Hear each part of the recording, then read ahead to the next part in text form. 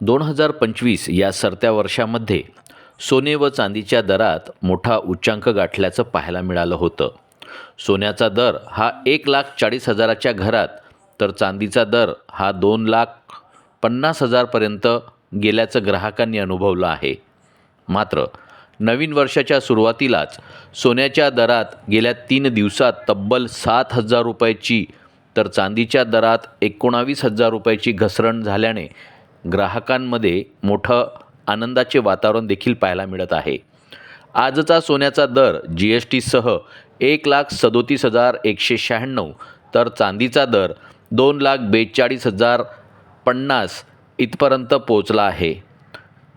एकीकडे सोन्याच्या दरात जरी घसरण झाली असली तरी ही घसरण तात्पुरता असल्याचे मत सोने व्यापाऱ्यांनी वर्तवले आहे. आगामी काळात सोन्याचे दर हे 1,50,000 तर चांदीचे दर हे 3 लाखापर्यंत जाण्याची शक्यता देखील सोने व्यापाऱ्यांनी वर्तवली आहे.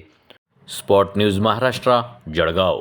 सोन्याचे भाव जवळजवळ 7,000 रुपयांनी कमी झालेले आहे आणि चांदीचे भावही 19,000 रुपयांनी कमी झालेले आहे.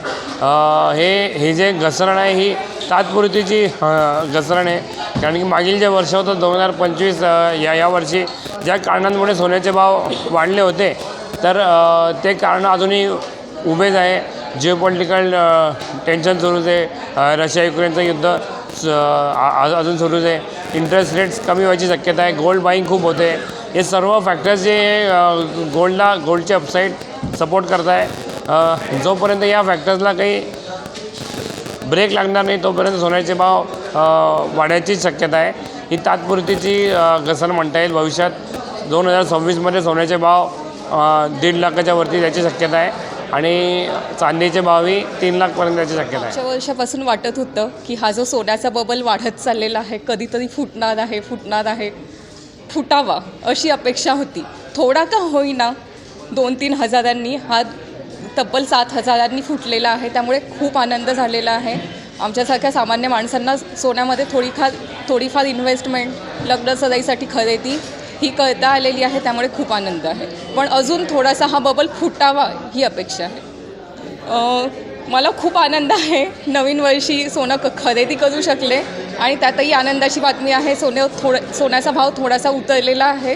त्यामुळे खूप आनंद आहे. तशी तर चांगलीच आनंदाची बाब आहे की लग्नसराई आता जवळच आलेली आहे. सगळ्यांना सोन्याची खरेदी करायची आहे, तर यासाठी जनतेला चांगला फायदाच होणार आहे. झालेली आहे त्याचं तुम्ही स्वागत करताय?